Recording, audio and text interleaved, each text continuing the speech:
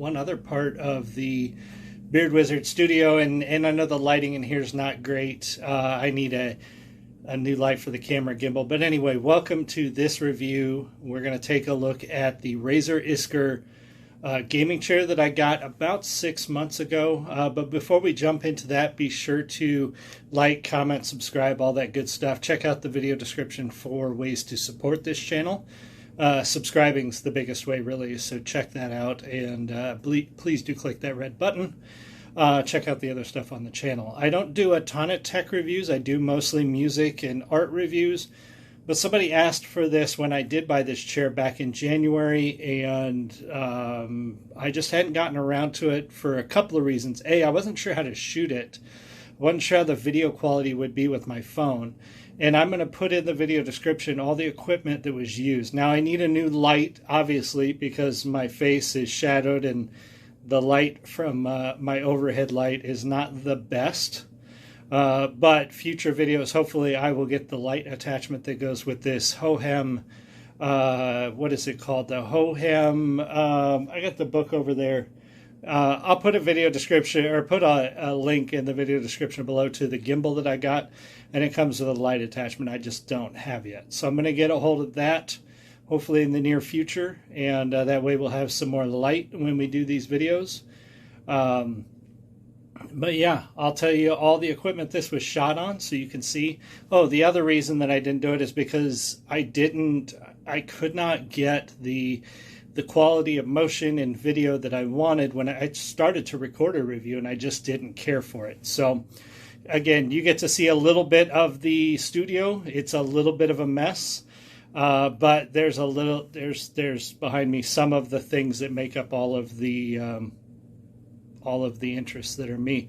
So we're going to flip the camera over here. We're going to take a look at the Razer Iskur gaming chair, and I'll give you my thoughts, how it works, review, talk about the pros and cons of this chair, and how it compares to other chairs that I've had in the past. So we're going to flip over and take care of that. All right, so here we are looking at the other part of the Beard Wizard studio. You guys see some of this in the background of some of my videos. And there is the chair that I normally sit in when I do the reviews. I bought this chair in January from Staples, and I think I've finally gotten it broken in to where I can give you an honest opinion, what I think about it, how it compares to chairs that I've had in the past, and we will we'll talk about it a little bit, and I'll give you some initial impressions and some long-term stuff. Basically, or to start with, I guess I should say, the assembly of this chair, the packaging of this chair, and the construction, the overall materials and construction of this chair are pretty impressive compared to chairs that I've had in the past. I've always had like economy chairs. My last gaming chair was a very basic Staples, like, I want to say I spent less than $200 on it. Actually, I think I got it on sale for like $120 or something like that. So when I started unpacking this chair, it was actually packed in the box like, you know, like one of those sniper rifle cases in movies, you know, when they unpack it on the roof and everything's in its own little vacuum-formed foam compartment inside the box.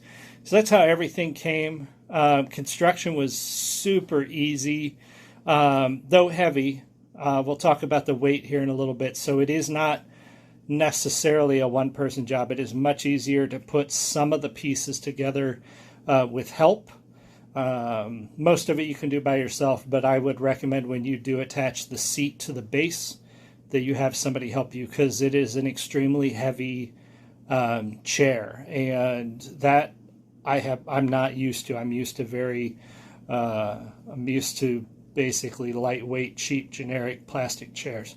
So to start from the top, you've got the memory foam head cushion or neck rest, which covers the Razer logo. Now I obviously got the black and green version. Stitching throughout. That memory foam cushion is comfortable, but I wouldn't say I use it all the time. I don't normally sit back like that in my chair and rest my head back, but it's there, it's comfortable.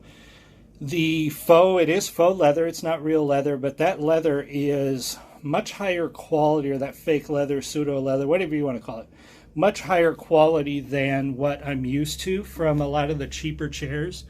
And you can see it's kind of got a texture to it. And that texture is nice because when it's warm, you don't stick to it like you do most fake leathers. So it's got a nice soft feel, especially against your skin when it's warm out. What you're looking at there is the lumbar support, which actually moves in and out. I have it all the way back. I don't feel the need to have that out all the way. And then into the seat. The seat is extra deep, which at first was a little weird because I'm used to a chair that's a little more narrow and a little wider. It's also a very narrow chair. Now, I'm pretty sure that they make an XL, a larger chair, for those who need the wider seat. I do not, so this one worked out perfectly fine for me. But that texture continues throughout, and the construction is pretty good all the way through. Now, all the way to the bottom, we're going to pan down here. You can see there the legs and everything underneath are all metal. I'm used to plastic legs, plastic everything really. And there's very little plastic on this chair, which was really nice because the price was a little high for what I'm used to paying. So you definitely get what you pay for when it comes to construction and quality of this chair. Now over on the side, you've got about the only plastic on the chair as the covers for the hinges on the seat itself. And then you've got the lumbar adjustment there, which is actually that little lever right there. That will move this lumbar support in and out if you need it. The chair does recline, which is kind of nice if you don't want it straight up and down. And then all of this here too is metal all the way up to this foam, sort of vinyl covered foam armrest. Now the armrests are multi adjustment. I can raise and lower them this way. From this handle here, I can actually turn them, and I can move them in and out however I want. I can also press this button right here and slide them left to right on that flat plane. So the armrests have much more adjustment than most chairs that I'm used to. The other side, much the same way. Again, all metal. This is all metal all through here. This is the only plastic really on the outside of the chair. And then you have your other adjustment there to tilt the chair, and the plastic and vinyl wheels. Other than that, most of this is leather construction. Now, the pros of this seat are obviously the construction. It is so well constructed. Hopefully, it will last me many years. I don't expect things to fall apart. I really haven't had any trouble with anything loosening up. The seat has stayed relatively firm throughout, but that's kind of a double-edged sword we'll talk about here in a minute. The other pros of the seat, again, it's very cool for a synthetic leather seat. I'm used to them being very hot.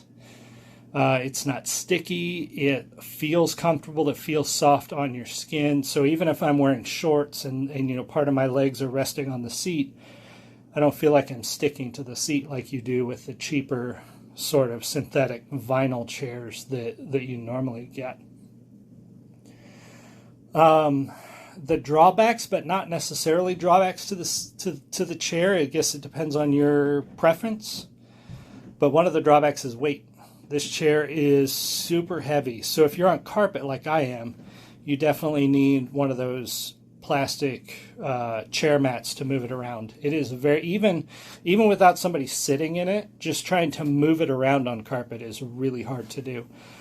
So it's extremely heavy, which is a good thing because that lends to its construction. But it can be a challenge to move around, especially when you're trying to clean a small office. You got to roll this thing around. You know, it's almost easier just to take it out, put it out in the hallway until you're done, because you just don't want to push it around, you know. And I couldn't imagine if you were sitting in it trying to roll it around on carpet. It just wouldn't work. The other con to it, but again, probably just due to its construction and what I'm used to, it took me about 5 or 6 months to break it in, so to speak.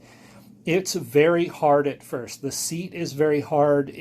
I almost thought about taking it back at first. So I would highly recommend, if you do get this chair, initially it is going to be hard in the seat, but give it some time. It will break in and you'll get used to it.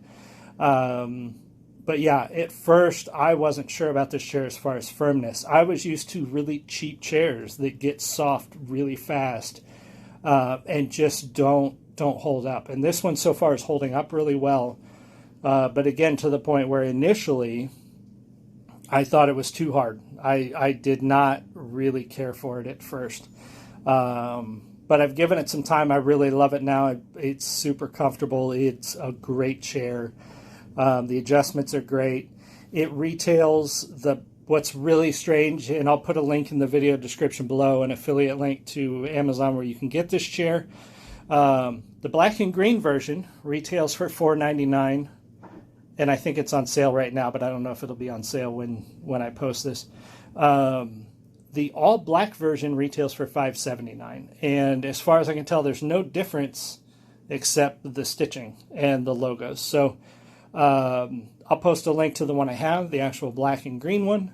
But I would highly recommend this chair if you have the money to spend on a good gaming chair. So far, 6 months in, this is the best office chair / gaming chair I've had, and I sit in it almost every day. Not all day, almost every day. I work in it today. I worked all day in it, and I'll probably be gaming in it most of the evening. Some days I'm in it for a couple hours. Some days I'm in it for a long period of time, depending on if I'm working from home or not. And it's a very comfortable chair. So I would check it out, see what you think. I really like this chair. I'd recommend it above all the others that I've ever owned. Yeah, it's a good chair. So let me know what you think in the comments. Ask any questions. If I missed something or I didn't cover something you're interested in, let me know, and I'll do my best to answer it. Thank you so much for joining me. I'll see you guys all again soon. You have a great one. Much love. Bye.